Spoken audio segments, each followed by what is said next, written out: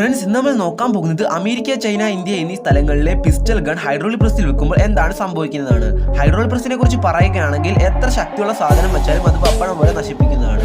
നമ്മൾ ആദ്യമായി വെക്കാൻ പോകുന്ന അമേരിക്കയുടെ ഗണ്ണാണ്.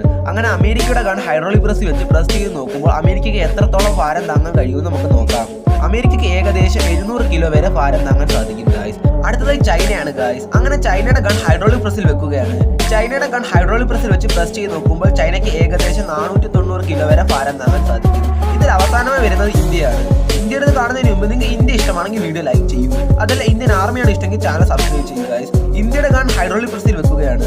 ഇന്ത്യയുടെ ഗൺ ഹൈഡ്രോളിക് പ്രസ്സിൽ വെക്കുമ്പോൾ ഏകദേശം 920 കിലോ വരെ ഭാരം താങ്ങാൻ സാധിച്ചു.